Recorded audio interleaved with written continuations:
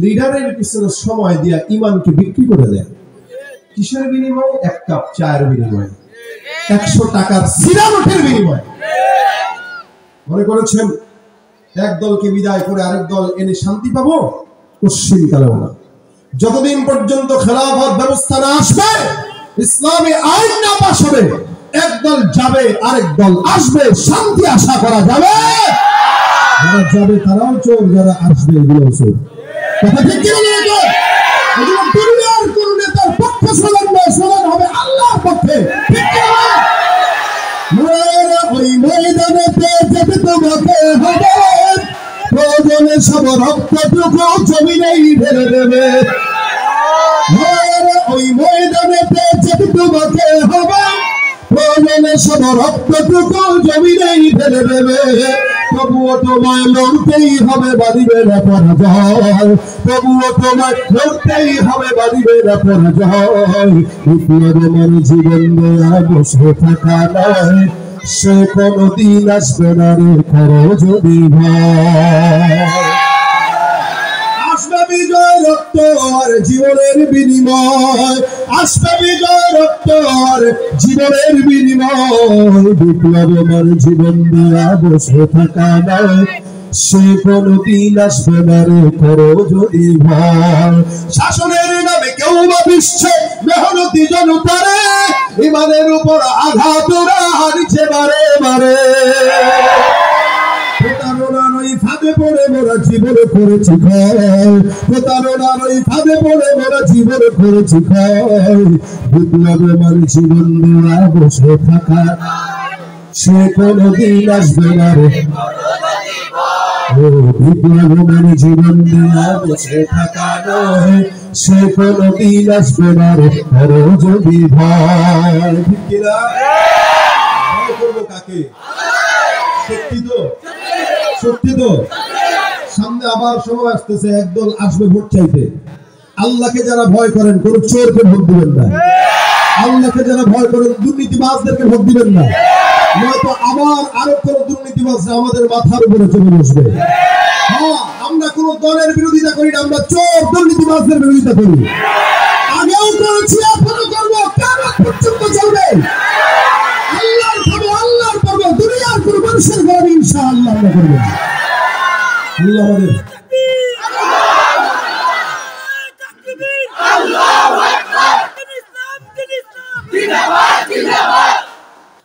আল্লাহ আমাদের সকলকে মালিকের গোলামি করার তৌফিক দান করুন। ভাইরা আমার, এই জমিনে বান্দা ইমানদার হওয়ার পরেও খুব সহজে ইমানকে ধ্বংস করে দেয়। সাময়িক 2-4টা লোভের পরে, লোভের বিনিময়ে, টাকার বিনিময়ে, 1 কাপ চায়ের বিনিময়ে ইমানদার তার দিলে যে ইমানটা আছে, এই ইমানটা মনে রাখবেন, টাকা দিয়ে গরু ছাগল কিনা যায়, ইমান কিনা যায় না। টাকা দিয়ে সম্পদ, বাড়ি, গাড়ি এগুলো করা যায়, মগর লুকিন মুমিনের ইমান কোনদিন টাকার বিনিময়ে বিক্রি হয় না, কিনা যায়। যারা আল্লাহর কাছে ইমানকে দিয়ে দিয়েছেন জান্নাতের বিনিময়ে, তারা দ্বিতীয়বার কোনো মানুষকে ইমান বিক্রি করতে পারে না। আমরা যদি ইমানদার হয়ে থাকি, মরণ পর্যন্ত আল্লাহ পাকের গোলামি করবো ইনশাআল্লাহ। এর চেয়ে বড় গোলামি আর কিচ্ছু না। খাওয়ায় কে? আল্লাহ। নিঃশ্বাস প্রত্যেক সময়, প্রতি সময়, সেকেন্ডে দিচ্ছেন কে? আল্লাহ। কে আরেকজনের গোলামি করেন? কোন দুঃখে করেন? কি পেয়ে করেন? আপনার পকেটের টাকা দিয়ে তারা গাড়ি বাড়ি করে, ওপারে বাড়ি করে, আর আপনি আর আমি আজীবন গরিব হালতেই থাকি। কোন ফায়দা হয়? আল্লাহ আমাদেরকে একটু বুঝবুল দান করুন বলে না। আমি যদি বুঝ না হয়, শান্তি কোশ্চিন কালেও কপালে আসার সম্ভাবনা নাই। ভাইরা আমার, আল্লাহ পাক রব্বুল আলামিন জামানাকে এমন কঠিন, এখন এই সময়টা চলতেছে, এমন কঠিন বানায় দিয়েছেন। এটা রাসূলের ভবিষ্যৎবাণী।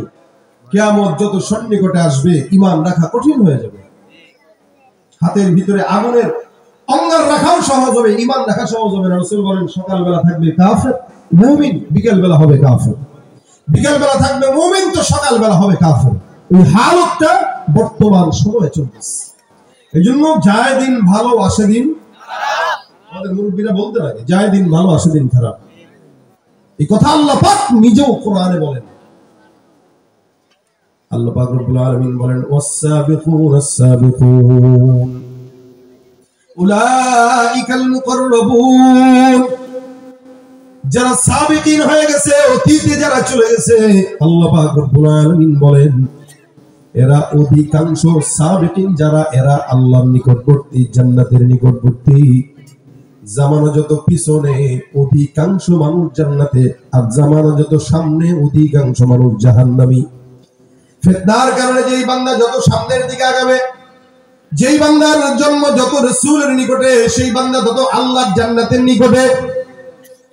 আমাদের বাবা, আমাদের দাদা আমাদের চাইতেও বেশি আমলদার ছিল। আমরা এই জামানায় এসে আমাদের বাবার আমলের নিকটেও আমরা কোনোদিন যেতে পারি নাই। আবার হয়তো আমাদের সন্তানরাও আমাদের আমলের কাছেও আসতে পারবে না, কারণ জামানা, ফিতনা জামানা যত সামনের দিকে আগাইতেছে, ফিতনা তত বাড়তেছে। এই মুসলমান এক সময় আমরা গ্রামগঞ্জে দেখতাম সকালবেলা সন্ধ্যাবেলা আমাদের মা খালারা তেলাওয়াত না করে কোনোদিন ঘরের কোনো কাজের মধ্যে হাত দিত না। সকালবেলা সূরা ইয়াসিন তেলাওয়াত করতো, মাগরিবের পরে সূরা ওয়াকিয়া, রাত্রিবেলা সূরা মুলক করে ঘুমাইতো। কি বলেন ঠিক কিনা? সকালবেলা তেলাওয়াত না করে ঘরের উঠান ঝাড়ু দিত না। আর বর্তমান সময়ে তেলাওয়াত, কোরআন দূরের কথা, কোরআন ঘরের ঢাকের মধ্যে থাকে, এটাকে ধুলাবালি দূষিত করে দেয়। কোরআন তেলাওয়াত তো দূরের কথা, কোরআনটা পরিষ্কার করার মতো কোনো মানুষ খুঁজে পাওয়া যায় না। আমি আবার গ্রামগঞ্জে যখন আগে যেতাম তখন দেখতাম সকালবেলা বিকালবেলা যে কোনো সময় মা বোনরা যখন রাস্তা দিয়ে হেঁটে যেত, প্রতিমধ্যে কোনো পরপুরুষ যখন নজরের মধ্যে পড়তো, আল্লাহর বান্দীদেরকে দেখতাম বয়স যদিও 60 বছর 70 বছরের মুরব্বী মহিলা, কিন্তু রাস্তা দিয়ে যখন হেঁটে যেত পরপুরুষ দেখার সঙ্গে সঙ্গে ঘন্টাটা মাথার থেকে নামায় বুক পর্যন্ত দিয়ে দিত। শুধু তাই নয়, পরপুরুষ দেখলে কোনো গাছের আড়ালে যায় লুকাইতো, অথবা বিল্ডিং এর আড়ালে লুকাইতো। এখানে আপনারা আমার এমনও দেখছি ছাতা নিয়ে ঘুরতো, কোন পরপুরুষ দেখলে মুখের সামনে ছাতাটা ফুটায় ধরে রাখতো, যদি কোনো পরপুরুষ না দেখে, ছায়াও যেন না দেখে। আগের কালের মা বোনরা সব কোন পরপুরুষ যেন তার ছায়াও না দেখে, যার কারণে আল্লাহর বান্দীরা পুরুষের সামনে ঘন্টাটা মুখের সামনে ঝুলায়া কোন বিল্ডিং অথবা গাছের নিচে লুকাইতো। আর বর্তমান মেয়েরা পরপুরুষ দেখলে পর্দা করবে তো দূরের কথা, যেটা ওড়না বুকের মধ্যেও থাকে সেটাকেও সরায় দেয় মাঝে মাঝে। তবে হ্যাঁ, ভালো তো কিছু আছেই, কি বলেন? অনেক মা বোনরা আছে ভালো, কিন্তু আকসার গুলো এখন উগ্র। বাবা মার টাকা দিয়া, স্বামীর টাকা দিয়া, ভাইয়ের টাকা দিয়া, পরকীয়ার টাকা দিয়া ফুটানি দেখায়। হে মুসলমান, আল্লাহ পাক রব্বুল আলামিন এর হাবিব সাল্লাল্লাহু আলাইহি ওয়াসাল্লাম বলেন, এমন কিছু মেয়েরা থাকবে যেগুলা 1000-এর মধ্যে 99% জাহান্নামী হবে, একজন থাকবে জান্নাতি। ওই জামানা এখন চলে আসছে। এক সময় আমি আমার নিজের ছোটবেলার কথাও যদি বলি, আমি জুম থেকে যখন জাগতাম, বুঝ হওয়ার পর থেকে এখনো পর্যন্ত আমি দেখি, আগে যখন ছোটবেলায় বুঝ হওয়ার পরে ঘুম ভাঙতো, ঘুম থেকে উঠতাম মা বাবার কোরআন তেলাওয়াত আর জিকিরের আওয়াজে। বাবারা তেলাওয়াত করতো, সকালবেলা তেলাওয়াত করতো, মারা ওয়াজিফা করতো, বিছনার ভিতরে যায় নামাজটা বিছায়া ইশরাক পর্যন্ত অপেক্ষা করতো, আর জোরে জোরে লা ইলাহা ইল্লাল্লাহর জিকির করতো, ওয়াজিফা করতো, তেলাওয়াত করতো। এ মুসলমান নবীর উম্মত, আমরা আমাদের ঘুম ভাঙতাম মা বাবার কোরআন তেলাওয়াতের আওয়াজে, আর বর্তমান সময়ের বাচ্চাদের ঘুম ভাঙে মা বাবার মোবাইল, ফেসবুক আর ইউটিউবের আওয়াজে। এই জন্য বাচ্চারা, মারা যেমন শিখায় বাচ্চারাও তেমন শিখে। গুনাহের আসবাব এত বেশি হয়ে গেছে, যার কারণে সমাজের রন্ধ্রে রন্ধ্রে গুনাহ ছড়ায় গেল। আসবাবে মাসিয়া এত বেশি, বান্দা চোখ খুললেই গুনাহ, সামনে গুনাহ, ডানে গুনাহ, বামে গুনাহ, পিছনে গুনাহ। আল্লাহ পাক ডাক দিয়া বলেন, মুমিন টেনশনের কোনো কারণ নাই, গুনাহ হয়ে গেছে। ওয়া আস্তাগফিরু রাব্বাকুম সুম্মা তুবু ইলাইহি। গুনাহগার বান্দারা কাজ করবা দুইটা, কয়টা বলেন তো? এক নাম্বার ইস্তিগফার। আল্লাহ পাক ডাক দিয়া বলেন, ওয়া আস্তাগফিরু রাব্বাকুম, তোমরা তোমাদের রবের দরবারে ইস্তিগফার করো। দুই নাম্বার আল্লাহ পাক ডাক দিয়া বলেন, সুম্মা তুবু ইলাইহি, তওবা করো। তার মানে বোঝা গেল ইস্তিগফার তওবা এক জিনিস নয়। ইস্তিগফার হলো এখন গুনাহ হলো এখন আল্লাহর দরবারে ইস্তিগফার করে মাফ চেয়ে নেওয়া, আর তওবা হলো সামনে যেন কোনোদিন আর গুনাহ না হয় এই ব্যাপারে আল্লাহর দরবারে ওয়াদাবদ্ধ হওয়া। আমার আল্লাহ কয় কেউ যদি দুইটা কাজ রীতিমতো আদায় করে আমি আল্লাহ ওই বান্দার যত নেক কল্যাণ দরকার সমস্ত কল্যাণ মরণ পর্যন্ত দান করব। ভাইরা আমার, আল্লাহ পাক রব্বুল আলামিন বান্দাকে ওয়াদা করলেন ইউমাত্তিউকুম মাতাআন হাসানান ইলা আজালিন মুসাম্মা। আল্লাহ পাক রব্বুল আলামিন নবী জমিনের মধ্যে তোমরা যারা ইস্তিগফার তওবা করবা আমি আল্লাহ পাক রব্বুল আলামিন বললাম হে বান্দা ইস্তিগফার তওবার মাধ্যমে বান্দার জন্য যত কল্যাণ দরকার আমি আল্লাহ বান্দার সমস্ত কল্যাণ দান করব। বান্দার অভাব আছে আমি আল্লাহ অভাব দূর করে দেব, সুবহানাল্লাহ। বান্দার টাকা দরকার টাকা দিব, রিজিক দরকার রিজিক দিব, সম্পদ দরকার সম্পদ দিব, বিবি দরকার নেককার বিবি দান করব। কারা কারা আছেন বিয়ে করেন নাই? হাতটা তুলুন। কারা কারা বিয়ে করে নাই? হাত তুলুন। না বিয়ে করে নাই কারা কারা? হাত তুলো। এই যে এগুলা বেশি বেশি ইস্তেগফার করলে আল্লাহ বিয়ের ব্যবস্থা করে দিবে। জোরে বলেন আমিন। ফকিরের দলগুলা বউ ছাড়া বয়স হয়ে গেছে 25-30। আরে বিয়ে ছাড়া বরকত হয় না। সবার মধ্যে বিয়ে করে না বলেই তো জেনাবে বিচার মারে, ঠিক না? এরা কিন্তু রাজি, কিন্তু বাপ মা রাজি না। বাপ মার কাছে বাচ্চা ছোট, এদিক দিয়ে 14 জায়গায় কিন্তু সে ঘুরে বেড়ায়, হুন্ডার পিছনে নিয়ে নিয়ে ঘুরে বেড়ায়।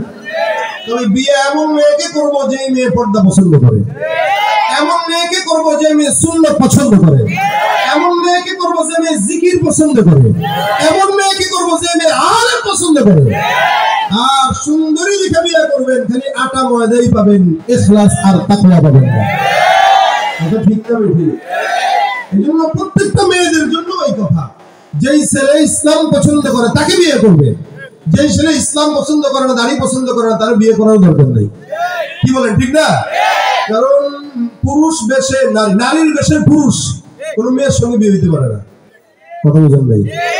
দাড়ি কামাইছে তার মানে সে পুরুষ হলেও নারী, ঠিক না? আবার এমন মেয়ে যে মেয়ে পর্দা করে না, এমন মেয়েকেও কোনো যুবক যেন বিয়ে না করে। তাহলে কি হবে? খবিসগুলা খবিসের সঙ্গে মিশবে, ভালোগুলা ভালোর সঙ্গে মিশবে। আল্লাহ যুবকগুলোর নেককার বিবি দান করুন। মানে একাধিক বিয়ে করতে মন চায় না, একটারই পালতে পারে না ঠিক মতো, আবার একাধিকের কয় আমি। তাহলে ইউমাত্তিউকুম মাতাআন হাসানা, আল্লাহ কয় তোর যা কিছু দরকার আমি কল্যাণ দান করব। দুনিয়ার রাজা বাদশা প্রত্যেকটা মানুষের জন্য একটা কথা, ইউমাত্তিউকুম মাতাআন হাসানা। বান্দার যত কল্যাণ দরকার কল্যাণ দিবেন কে? আল্লাহ। আমল কয়টা? 1 নম্বর ইস্তিগফার, 2 নম্বর তওবা।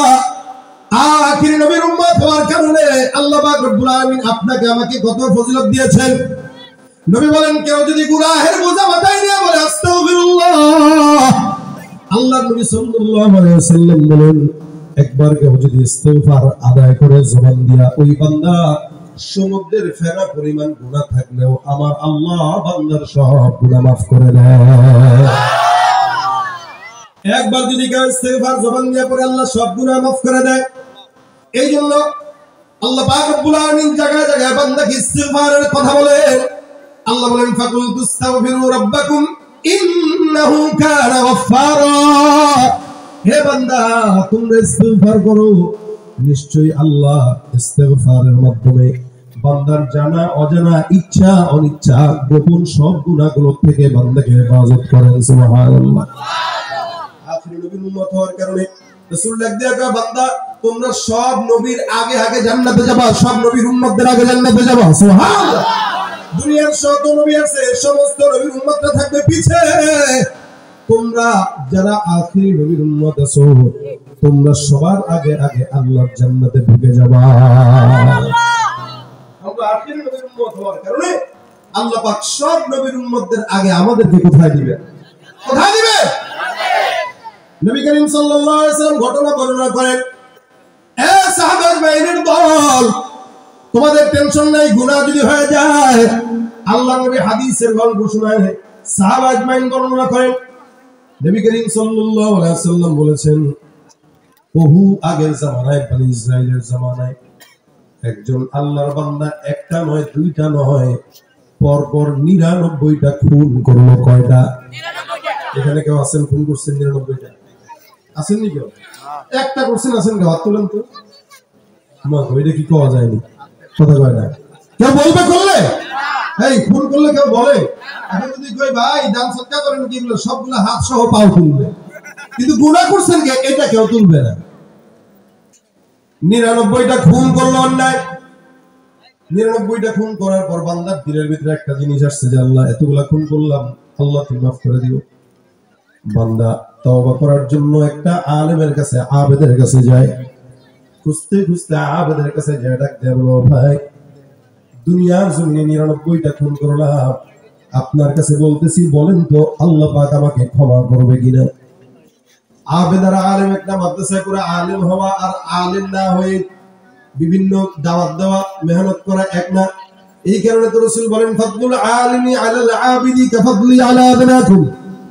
আলেম হয়ে দ্বীনের কাজ যখন কেউ করে ওই দ্বীনের কাজের মধ্যে রূহানিয়াত থাকে, আর আলেম সারা যারা করে হাজারো দিনের কাজ করলেও সন্ত্রাসী মন মানসিকতা যায় না।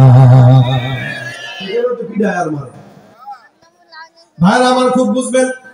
আবেদ আর আলেম একটা। আবেদ শুধু ইবাদতকারী, আলেম হলো দ্বীনের জ্ঞান সম্পন্ন লোক।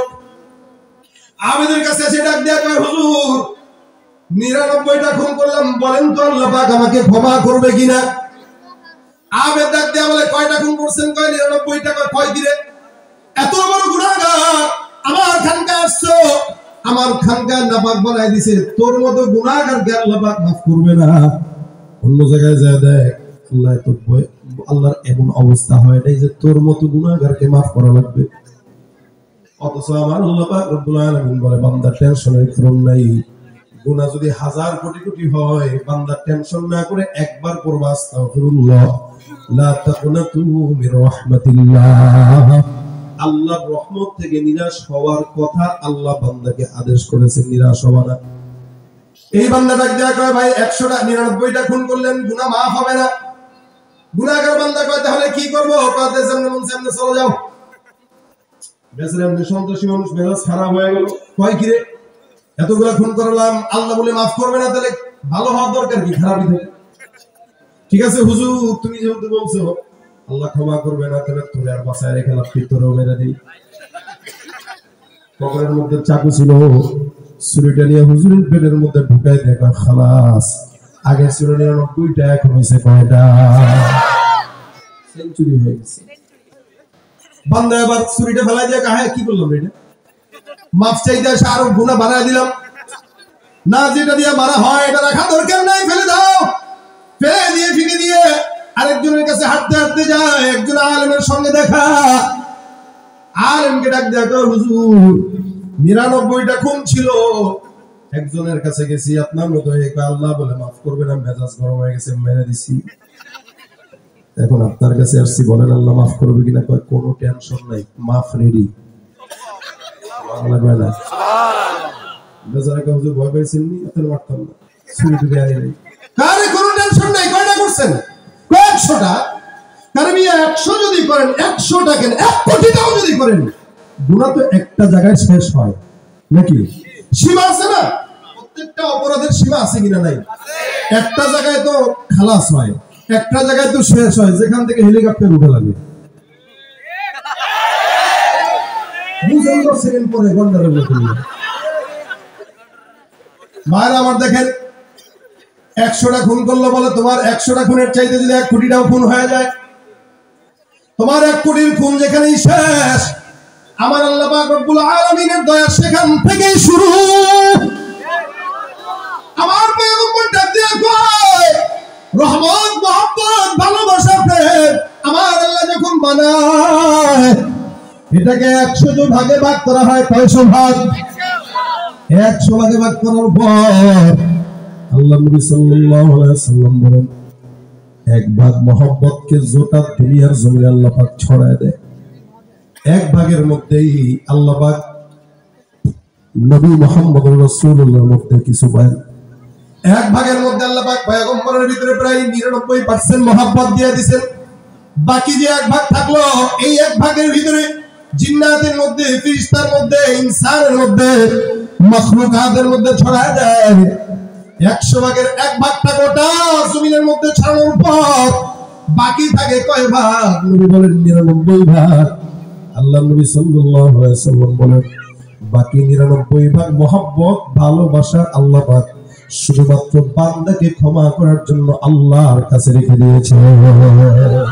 তুমি পারো করতে মোচন অভাব দুঃখী লোকে, তুমি পরম মুক্তিদাতা মালিক জগতে, তোমার কাছে চাই যে পানা, তোমার কাছে চাই যে পানা, আমরা প্রতিদিন তোমার দয়ায় পূর্ণ আমার সারা নিশিদিন। আল্লাহ তুমি দয়ার সাগর, আল্লাহ তুমি দয়ার সাগর, রহমানুর রহিম, তোমার দয়ায় পূর্ণ আমার সারা নিশিদিন। কার দয়া? 100 ভাগের 1 ভাগ গোটা দুনিয়া দেয়, বাকি থাকে 99 ভাগ। আল্লাহ কয় বান্দা সব আমি আল্লাহ তোরে ক্ষমা করার জন্য রাখছি। এ বান্দা 100টা খুন করলা, টেনশনের কারণ নাই, মালিকের কাছে ক্ষমা চাও। এমন একটা এলাকায় যাবা যেখানে কিছু আল্লাহ ওয়ালারা বুজুর্গরা বসা, তাদের কাছে যায়, তাদের সোহবতে থাকো, আল্লাহ পাক রব্বুল আলামিনের কাছে ক্ষমা চাও, আল্লাহ মাফ করে দিবেন। গুনাহগার বান্দা খুন করছে কয়টা? 100টা। বাসার থেকে রওনা হয়ে বান্দা চলে গেছে ওই যে 100 মানুষ যেখানে বসা, আল্লাহর বান্দা হাঁটা দেয়, উদাহরণস্বরূপ 100 কিলোমিটার যাবে, এখান থেকে 100 কিলোমিটার দূরে আল্লাহর কিছু বান্দারা বসা। বান্দা বাসার থেকে গোসল করছে, আতর টাতর লাগায় সুন্দর করে রওনা হয়ে গেছে। যেতে যেতে যেতে যেতে মাত্র 20 কিলোমিটার গেল, আমার মাওলা ডাক দিয়ে বলে আজরাইল, ওই বান্দাটা 20 কিলোমিটার গেল, এই বান্দার হায়াত শেষ হয়ে গেছে, বান্দার জন্য জান কবজ করে আমার কাছে নিয়ে আসো। বান্দা মনে করছে আল্লাহর দরবারে তওবা করবে, কিন্তু হায়াত যে শেষ এটা বান্দা জানে না। যুবকরাও মনে করে, মনে হয় বয়স 50 বছর হয়ে আল্লাহর দরবারে মাফ চাবে, কিন্তু বয়স 50 নয়, 25 পর্যন্ত টিকে না। 70-80 বছরের মুরব্বী পর্যন্ত ঘরের মধ্যে কাতরায়, কিন্তু 20 বছর 18 বছরের যুবকরা জমিন থেকে বিদায় হয়। আল্লাহর বান্দা রওনা হয়ে গেল। 20 কিলোমিটার যাওয়ার পর আমার মাওলা আজরাইলকে পাঠায় দেয়। আজরাইল জান কবজ করে নেয়। জান কবজ করার পর বান্দার কাফন দাফন হয়ে গেল, জানাজা হয়ে গেল, কবরও হয়ে গেল। এখন বান্দাটা যাবে কোথায়? আসলে জান্নাতি নাকি জাহান্নামী এটা তো দেখা দরকার। জান্নাতের ফেরেশতারা কয় বান্দা জান্নাতি, আর জাহান্নামের ফেরেশতারা কয় বান্দা জাহান্নামী। দুই দলের মধ্যে ঝগড়া লেগে গেছে, কে কোন জায়গায় নিবে। জান্নাতের ফেরেশতারা কয় বান্দা যেহেতু এত বছর পর্যন্ত গুনাহ করার পর তওবা নিয়ত করলো, যদি বেঁচে থাকতো আল্লাহর দরবারে বান্দা তওবা করতো, কিন্তু বান্দার হায়াত ছিল না, এটা বান্দার দোষ না, এটা আল্লাহ পাকের ইখতিয়ার। আমার আল্লাহ বান্দাকে উঠায় নিয়ে গেছেন, এখানে বান্দার কোনো হাত নাই। নিয়তের বরকতে বান্দা মাফ চেয়ে জান্নাত পাবে। আর জাহান্নামের ফেরেশতারা কয় না না, তওবা যেহেতু করে নাই, 100টা খুনের অধিকারী বান্দা একদিন হলেও জাহান্নামে যাবে। দুই দলের মধ্যে ঝগড়া, আমার আল্লাহ পাক তৃতীয় পক্ষ পাঠায় দেয়। তৃতীয় পক্ষ ফেরেশতা এসে ডাক দেয়, কি ব্যাপার, কি সমস্যা, তোমাদের কি দরকার? বলে এই চাই জান্নাতে যাইতে, এই চাই জাহান্নামে নিতে, তাহলে কি করবা? আমি একটা সমাধান দেই। আল্লাহর বান্দা ফেরেশতা, আল্লাহর ফেরেশতা আয়েশা সুন্দর করে সমাধান দেয়া কয়, এই বান্দা জান্নাতে যাবে নাকি জাহান্নামে যাবে, এটার একটা পরীক্ষা হয়ে যায়। কি দরকার, কি কাজ করবা? বান্দা বাসার থেকে তওবার দরজা পর্যন্ত রওনা হয়ে গেছে, দেখবো বান্দা তওবা পর্যন্ত রাস্তা বেশি গেছে নাকি কম গেছে। যদি বান্দা তওবা পর্যন্ত রাস্তা বেশি যায় আল্লাহর জান্নাতে যাবে, আর যদি কম যায় বান্দা আল্লাহর জাহান্নামে যাবে। আসলে বান্দা 100 কিলোমিটার রাস্তার মধ্যে মাত্র 20 কিলোমিটার রাস্তা গেল, কম না বেশি? এবার আল্লাহ রাব্বুল আলামিনের ফেরেশতা কয় শুনো আমি রাস্তার এক হাত দুই হাত করে মেপে দেই আল্লাহর বান্দা রাস্তা আল্লাহর ফেরেশতা বান্দার জান্নাতের রাস্তা মাপা শুরু করে দেয় তাওবা কতটুকু গেল রাস্তা মাপো এক হাত দুই হাত তিন হাত আমার আল্লাহ ডাক দেয়া কয় জমিন আমি আল্লাহ পাক রব্বুল আলামিন বললাম আমার বান্দা তওবা নিয়ত করছে আমি আল্লাহ বান্দার হায়াত শেষ করে দিছি হে জমিন তুমি আমার কথা শুনো আমি আল্লাহ পাক রব্বুল আলামিন বললাম আমার বান্দার তওবা পর্যন্ত রাস্তা আমি আল্লাহ আদেশ দিলাম এই বান্দার রাস্তা জান্নাত পর্যন্ত জমিন তুমি দীর্ঘ হয়ে যাও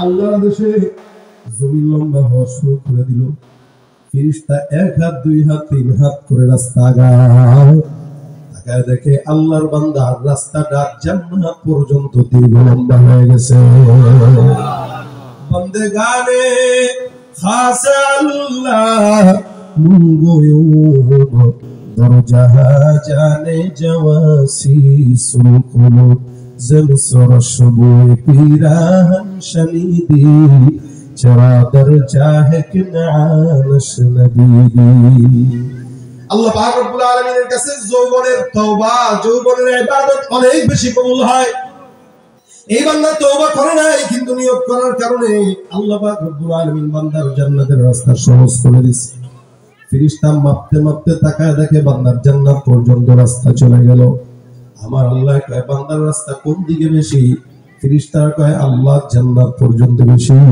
আমার মাওলা কয় যেদিকে বেশি চোখটা বন্ধ করে বান্দাকে সেদিকে দাও অর্থাৎ সোজা আল্লাহ জান্নাত দিয়া দাও আল্লাহ নবী ডাক দেয়া কয় বনি ইসরাইলের একজন লোক যদি 100টা খুন করার পরেও শুধু তওবার নিয়ত করছে করে নাই এর উপর আল্লাহর জান্নাত রাসূল হাদিসে ডাক দেয়া বলেন মান হাম্মা বিহাসানা কেউ যদি কোন নেক কাজের নিয়ত করে আর কিন্তু করতে পারে নাই হায়াত ফুরায় গেছে অথবা এমনি হয় নাই নবী বলেন কাতাবাল্লাহু লাহু হাসানাতান কামিলা ওই বান্দার নেক কাজের নিয়তের বরকতে আমার আল্লাহ বান্দার আমলনামায় পরিপূর্ণ সওয়াব দান করে সুবহানাল্লাহ শুধু নিয়ত করছেন নিয়ত করেন ফজর নামাজ পড়বেন বলেন ইনশাআল্লাহ এই যে নিয়ত করছেন অলরেডি সওয়াব লেখা হয়ে গেছে কি লেখা হয়ে গেছে ভাই আমার দেখেন আখেরি জামানার নবী বনি ইসরাইলের জমিন একটা লোকের ঘটনা বর্ণনা করে বলেন উম্মত ওই জামানার লোককে যদি আল্লাহ পাক তাওবার নিয়ত করার বরকতে maaf করে তোমাকে আমাকে আখির নবীর উম্মতকে আল্লাহ পাক এমনি maaf করবেন যারা বলেন সুবহানাল্লাহ এ মুসলমান এই কারণে আল্লাহ কয় বেশি বেশি ইস্তিগফার করো আস্তাগফিরুল্লাহ বলেন রাসূল সাল্লাল্লাহু আলাইহি ওয়াসাল্লাম বলেন বেশি বেশি ইস্তিগফার করো জমিনের মধ্যে কেউ যদি বেশি ইস্তিগফার করে আল্লাহ পাক রব্বুল আলামিন তাকে মুস্তাজাবুদ দাওয়া বানায় দেয় সুবহানাল্লাহ ইস্তিগফার করলে বান্দার সব দোয়া আল্লাহ কবুল করে সুবহানাল্লাহ আমরা আল্লাহর কাছে দোয়া করি কিন্তু দোয়া কবুল হয় না কারণ কি জানেন আমাদের গুনাহ আছে মাগার ইস্তিগফার নাই এইজন্য একদিকে গুনাহ আরেকদিকে ইস্তিগফার ইনশাআল্লাহ সব দোয়া আল্লাহ কবুল করে মুস্তাজাবুদ দাওয়া বানায় দিবে মুস্তাজাবুদ দাওয়া হইতে মন চাইনি মানে যা দোয়া করবেন সব দোয়া আল্লাহ কবুল করবে ইমাম আহমদ ইবনে হাম্বল রাহমাতুল্লাহ আলাইহি ঘটনা বর্ণনা করেন আমি একবার কোন একটা জায়গায় যাইতেছি রাতের বেলা সফর রাতের সফরে হাঁটতে হাঁটতে একটা বাজারের মধ্যে দেখলাম শীতের রাত দোকান একটা খোলা দোকানের ভিতরে একজন যুবক রুটি বানায় ইমাম আহমদ ইবনে হাম্বল ডাক দেয়া কয় ভাইরে আমি একজন মুসাফির তোমার কাছে আসলাম এই গভীর রাতে তুমি আমাকে একটু ঠাই দাও আল্লাহর বান্দা ডাক দেয়া কয় হুজুর যতক্ষণ মন চায় ততক্ষণ থাকেন আপনি মুসাফির এই মুসলমান আগে কিন্তু এমন ছিল মুসাফিররা কোন মানুষের দরজায় টোকা দিয়া যদি বলতো আমি মুসাফির মানুষ খুশির সঙ্গে আনন্দের সঙ্গে তাকে গ্রহণ করত আর বর্তমান জামানা যদি কেউ কয় ভাইরে আমি মুসাফির একটু জায়গা দেন দিবেনি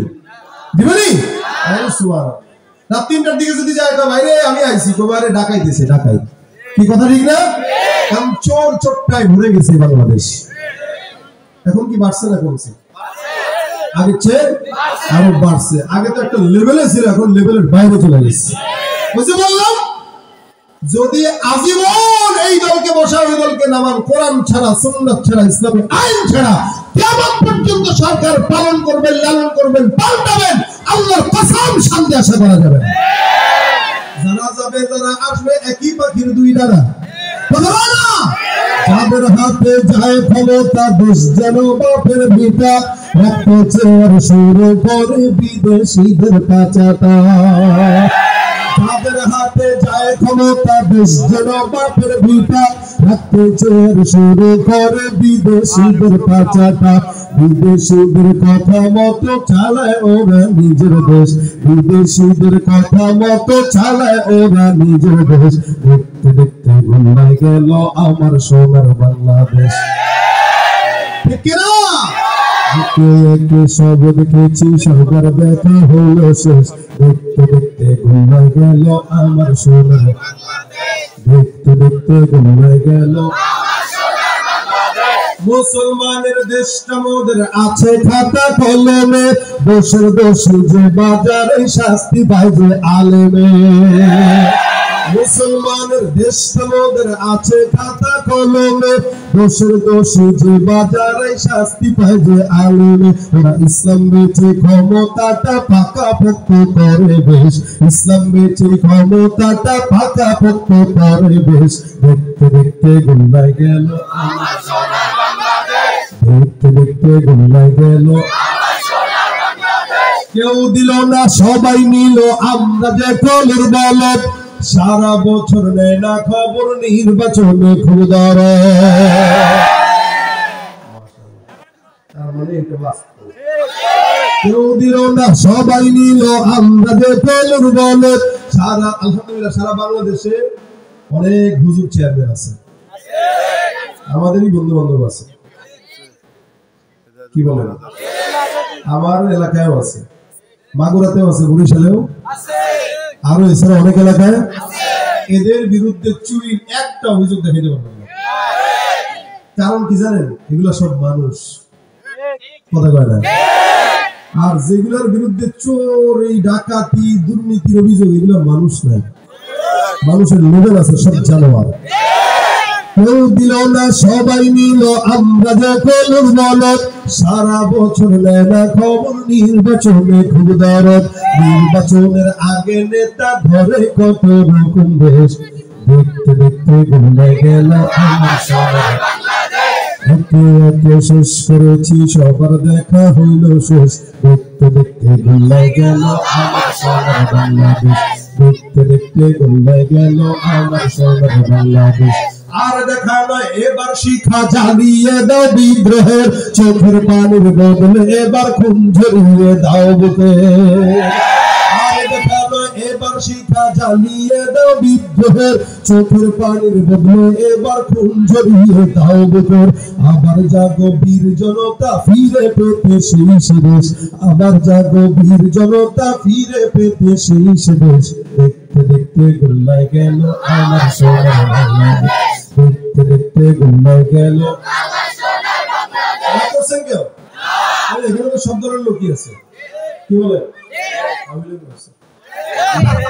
বিএনপিও আছে, আরে থাকলেও ধান বলবেন, ব্যাপার সবার আছে না, সবসময় কি পরিচয় দেওয়া যায়? আলহামদুলিল্লাহ আমরা আগেও হুজুর পরিচয় দিচ্ছি, এখন হুজুর, কি বলেন? মনের পরে হুজুর থাকবো, আমাদের পরিচয় কোনোদিন ভাটা পড়বে না। আমরা তো এক দলের গোলামি করি না, আমরা আল্লাহর গোলামি করি। যারা আল্লাহর গোলামি করে তাদের পরিচয় গোপন রাখা লাগে না। ওই দল আসলে না ভাই, আমি কিন্তু না ভাই আমার বাপ মা এই দল করছি, কি কর, আমি ওই দলের গাছেও না। আবার এই দল যখন যায় ধর্মী, আমি ওই দল জিন্দিগিতে করছি। আর আলহামদুলিল্লাহ আমরা যারা ইমানদার আছি, ওলামা একরাম আছি, আমরা আজীবন হুজুর। আমরা কোন দল? হুজুর দল। হুজুর দল, হুজুর দল আলহামদুলিল্লাহ এরা আল্লাহর গোলামি করে, এদের পরিচয় গোপন রাখা লাগে না। এরা কারো ভয়ে টুপি পাঞ্জাবি খুইলা, পাগড়ি খুইলা, প্যান্ট শার্ট পরে পলায় থাকে না। ইনশাআল্লাহ আল্লাহর গোলামি করেন, কারো ভয়ে পলানো লাগবে। হায়াত আছে তো বাঁচবো, হায়াত নাই তো মরবো। শুয়োরের মতো নয়, কুকুরের মতো নয়, শিয়ালের মতো নয়, বাঘের মতো বাঁচবো, একদিন বাঁচবো, একদিন মরবো, ঠিক না?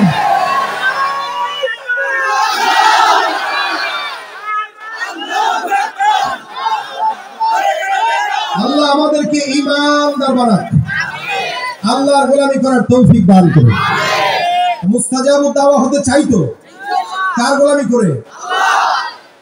ইমাম আহমদ ইবনে হাম্বল বলেন, আমি দেখলাম বান্দাখালী যুবকটা যখন আমার ঘরে ঢুকাইলো, দোকানের মধ্যে আমি একটা জিনিস লক্ষ্য করলাম, যুবক রুটি বানাইতেছে আর বারবার বলে আস্তাগফিরুল্লাহ। কি বলে? রুটি বেলে আস্তাগফিরুল্লাহ। কেউ রুটি কিনতে আসলো, টাকা নিয়ে কয় আস্তাগফিরুল্লাহ, তাকে টাকা দেওয়ার সময় কয় আস্তাগফিরুল্লাহ। যতক্ষণ সময় ফজর পর্যন্ত দেখলাম, ততক্ষণ সময় যুবকটা বারবার একটাই শব্দ আস্তাগফিরুল্লাহ। আমি চিন্তা করলাম, নবী মনে হয় এমন যুবকের কথাই বললেন, এমন যুবক 7 প্রকার মানুষকে আল্লাহ পাক কিয়ামতের ময়দানে আল্লাহর আরশের নিচে ছায়া দিবে। আমার মনে হচ্ছে এই যুবকটাই মনে হয় আল্লাহ পাকের আরশের নিচে স্থান পাওয়া যুবক। বারবার তার জবান দিয়ে কোনো ফাহিশা কথা নাই, উল্টাপাল্টা কথা নাই, শুধু আস্তাগফিরুল্লাহর আওয়াজ। আমি যুবককে জিজ্ঞাসা করলাম, যুবক বারবার জবান দিয়ে ইস্তেগফার উঠাইলা, তোমার মতো যুবক আমি কম দেখলাম, এমন কি পেয়েছো যে কারণে ইস্তেগফার তুমি বড়? যুবক ডাক দেয়া বলে, হুজুর আমি আপনাকে চিনি না, আমি আমার জিন্দেগিতে যত কিছু পেয়েছি ইস্তেগফারের বরকতেই পেয়েছি। আমার আল্লাহ পাক আমাকে মুস্তাজাবুদ দাওয়া বানাই দিয়েছেন। তার মানে আমি যেই দোয়াই করি ওই দোয়া কবুল। আল্লাহর কাছে এমন কোন দোয়া নাই যে দোয়া করলাম আমার কবুল হয় নাই।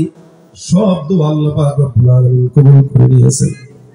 ইমাম আহমদ ইবনে হাম্বল খুশি, এমন একজন যুবক আমি দেখলাম যে যুবক ইস্তেগফারের আমলের বরকতে মুস্তাজাবুদ দাওয়া। যুবক ডাক দেয়া বলে, হুজুর আমার সব দোয়া আল্লাহ কবুল করলেও একটা দোয়া আল্লাহ পাক কবুল করে নাই। বলে কি দোয়া? বলে আমি এখন মুস্তাজাবুদ দাওয়া পরিপূর্ণ হইতে পারি না। যখন ওই দোয়াটাই আল্লাহ পাক কবুল করবে তখন বুঝবেন মুস্তাজাবুদ দাওয়া। ইমাম আহমদ ইবনে হাম্বল কয়, কোন দোয়া আল্লাহ পাক কবুল করে নাই? ইমাম সাহেবকে জবাব দিয়া যুবক ডাক দেয়া কয়, হুজুর আমাদের এলাকায় এমন একজন ইমাম আছে যার নাম ইমাম আহমদ ইবনে হাম্বল রাহমাতুল্লাহ আলাইহির কথা বলতেছে। আমাদের এলাকায় এমন একজন ইমাম, আমার আশা আল্লাহর কাছে দোয়া করি, মালিক জীবনে অনেক দোয়া করলাম, সব দোয়া কবুল করলাম, একটা দোয়া তোমার দরবারে করি, আল্লাহ ইমাম আহমদকে একবারের জন্য এক নজর দেখা দিয়া দিও। আমার আল্লাহ সব দোয়া কবুল করলেও এই দোয়াটা এখনো পর্যন্ত কবুল করে নাই। ইমাম আহমদ ইবনে হাম্বল চোখের পানি ছেড়ে লাফ দিয়া দাঁড়ায় যায়, যুবকটাকে জড়ায় ধরে ফেলছে। যুবকরে জড়ায় ধরে কপালের মধ্যে চুমা খায়, ডাক দিয়া বলে, আল্লাহু আকবার। তোমার মধ্যে এমন বুজুর্গ আমি দেখি নাই যে লোকটা ইস্তেগফারের বরকতে আল্লাহর দরবারে মুস্তাজাবুদ দাওয়া। তোমার তো আল্লাহ পাক সব দোয়া কবুল করছে, একটা দোয়া বাকি নাই, যার কারণে তোমার দোয়া আল্লাহ কবুল করার জন্য আমার মতো ইমাম আহমদকে রাতের অন্ধকারে কান ধরে তোমার দোকানের মধ্যে আল্লাহ পাক নিয়ে আসছে। এই যুবক, আমি তো ইমাম আহমদ, তোমার দোয়া আল্লাহ কবুল করার জন্য আমার মতো ইমামকে তোমার দোয়ারে আল্লাহ পাক কান ধরে শীতের রাত্রিতে নিয়ে এসে দাঁড়া করাইছে। তুমি কত বড় মুস্তাজাবুদ দাওয়া যে তোমার দোয়ার বরকতে আল্লাহ পাক আমাকে স্বয়ং তোমার ঘরে নিয়ে আসলো। তার মানে ইস্তিগফারের বদৌলতে আল্লাহ পাক বান্দাকে মুস্তাজাবুদ দাওয়া যে বানায়, এই ঘটনা এটা উজ্জ্বল দৃষ্টান্ত। নবী করিম সাল্লাল্লাহু আলাইহি ওয়াসাল্লাম বলেন, এই কারণে জবানের ভিতরে ইস্তিগফার লাজিম বানায় নাও। মান লাজিমাল ইস্তিগফার জালাল্লাহ লাহু মিন কুল্লি হাম্মিন ফারাজা ওয়া মিন কুল্লি দিকিন মাখরাজা ওয়া রাযাকাহু মিন হাইসু লা ইয়াহতাসিব। জীবনে হতাশা আছে না সবার? সবার। নবী বলেন, কেউ যদি পেরেশানিতে থাকে ইস্তেগফার জবানে উঠায়, আমার আল্লাহ সব পেরেশানি বান্দার জন্য দূর করে দিবেন। বিপদ আছে, বিপদ দূর করে দিবেন। রিজিকের অভাব যদি হয়, এমন জায়গা থেকে রিজিকের ফয়সালা করবে বান্দা কল্পনাও করতে পারবে না। হাসান বসরি রাহমাতুল্লাহ আলাইহির নাম শুনছেন তো? না, যুবকেরা আর্জেন্টিনার খেলোয়াড়ের নাম জানে, এই নাম কেউ জানবে? বহু বছর আগে একবার ইউটিউবে একটা ভিডিওতে দেখতেছি, একজন জিজ্ঞাসা করতেছে, ভাই 4 জন নবীর নাম বলেন তো। সে 4 জন নবীর নাম বলে বলতেছে, আবু বকর, ওমর, উসমান, আলী। আলহামদুলিল্লাহ। সুবহানাল্লাহ কয় করেন। তাহলে আপনারাও কি এরা আবু বকর ওমর ওসমান আলী নবীর দলের? হ্যাঁ, এরা কি নবী না সাহাবী? সাহাবী। এরা যুবকরা জানেই না এখন বোম মারলাম সাহাবীটা মুখে না মুখ দিয়া, কিন্তু ভালো ডিগবাজি দিতে পারে কে সেটা ভালো মতো জানে। খেলে ভালো কে, ফুটবল খেলে কে ভালো, 6 মিটার কে জানে, এটা ভালো করে জানে। রাসূলের সাহাবীদের নাম জানে না। আবার আমি মুসলমান, ভণ্ড মুনাফিক যদি মুসলমান হয় সাহাবা ইকরামদের নাম মুখস্থ করা দরকার। হাসান বসরি রহমাতুল্লাহ আলাইহি একবার খানকায় বসতে একজন আসছেন, এসে ডাক দেয়া বলে, হুজুর আমার জিন্দেগিতে এমন কোন গুনাহ নাই যে এই গুনাহ আমি করি নাই, ছোট্ট একটা আমল দিবেন যেটা একদম সহজ, কিন্তু পড়লে সব গুনাহ আল্লাহ মাফ করবেন। হাসান বসরি কয়, যাও ছোট্ট আমল যদি শিখতে চাও বলবা আস্তাগফিরুল্লাহ, বলেন না কি বলছেন? হাসান বসরি কয়, বেশি বেশি পড়বা আস্তাগফিরুল্লাহ। যুবকটা চলে গেল, আরেকজন আসলো, ডাক দিয়া বলে, হুজুর আসমান থেকে বৃষ্টি হয় না, এমন একটা আমল দেন যে আমলের কারণে আল্লাহ বৃষ্টি দান করবেন। হাসান বসরি কয়, যাও যাও বেশি বেশি পড়বা আস্তাগফিরুল্লাহ। কি?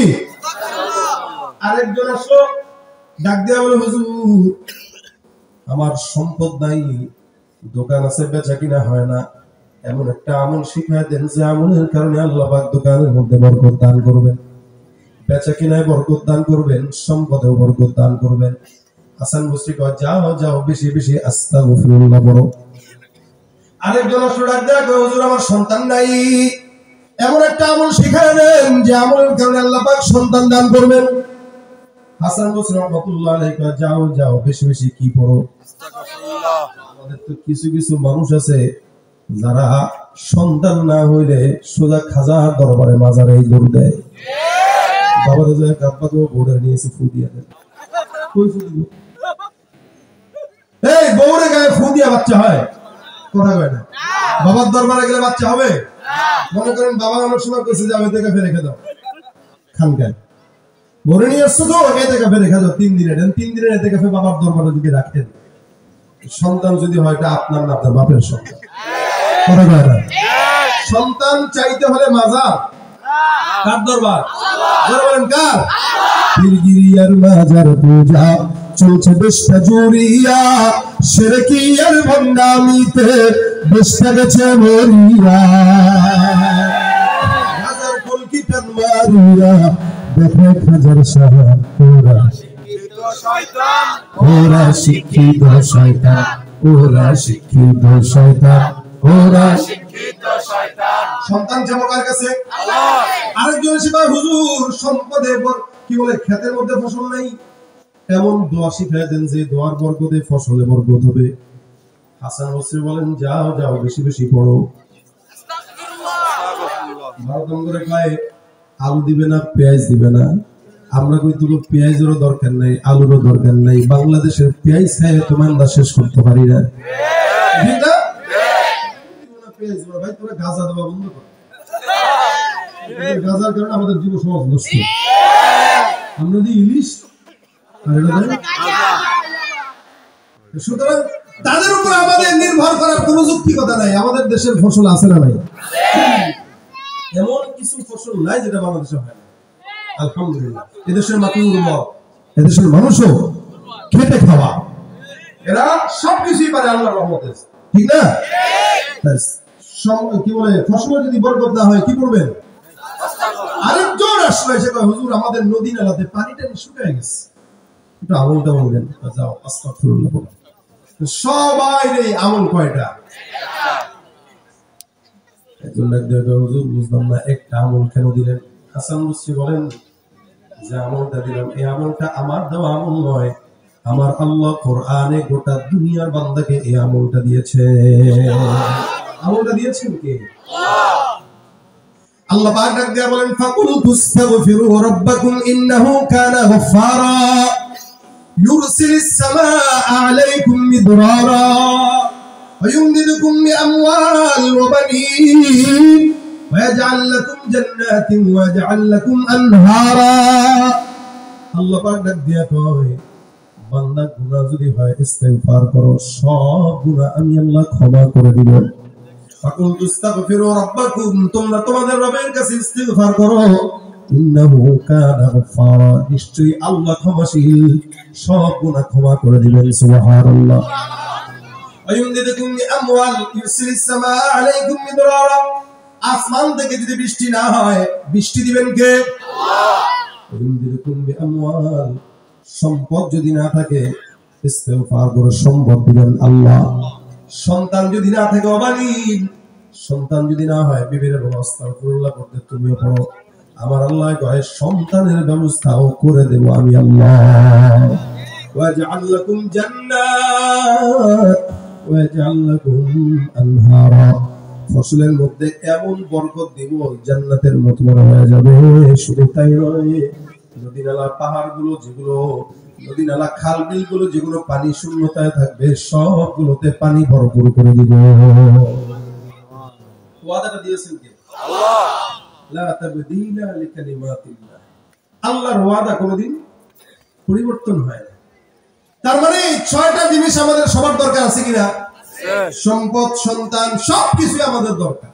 যখন সময় হয় উঠতে বসতে চলতে ফিরতে হাঁটতে ঘুমাইতে, প্রত্যেকটা ওয়াক্তে যখন সময় হয়, হাতের কাজ আছে, পায়ের কাজ আছে, জবানের কাজ নেই, জবানের কাজ উঠাবো আস্তাগফিরুল্লাহ। কথা কয় না কি?